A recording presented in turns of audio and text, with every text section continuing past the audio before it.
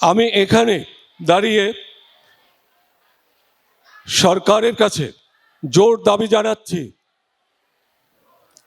জুলাই আন্দোলনের যারা শাহাদাত বরণ করেছেন, এই যে স্বৈরাচারী শাসক যারা এই শহীদদের গণহত্যার সাথে জড়িত, সেই গণহত্যাকারীদের যে যেখানে যেভাবে আছে সকলের বিচার দাবি করছি, সর্বোচ্চ বিচার। আমি আরো শিক্ষার্থীদের প্রতি আহ্বান জানাবো, আমাদের শিক্ষার্থীরা আর যেন ভবিষ্যতে দেশের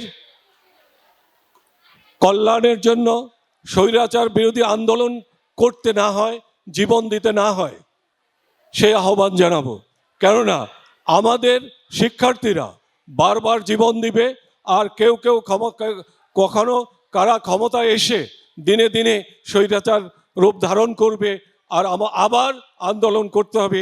সেই আন্দোলন যেন আমার প্রিয় শিক্ষার্থীদের কখনোই আর করতে না হয়।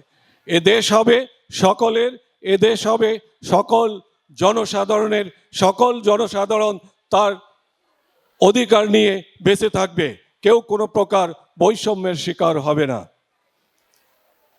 আমি আর কথা বাড়াবো না, কেননা সবাই অপেক্ষা করছে আমাদের সেই নাটক দেখার জন্য, যে নাটককে আমাদেরই প্রিয়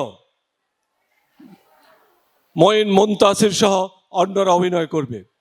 আমি আর কথা বাড়াচ্ছি না, আবারও সকলের প্রতি আহ্বান জানিয়ে এখানেই শেষ করব, যেন ভবিষ্যতে আমাদের আর কোনো স্বৈরাচার দ্বারা শাসিত হতে না হয়, আর কোনো স্বৈরাচার যেন আমাদের উপর জগদ্দল পাহাড় মতো চেপে না ধরে।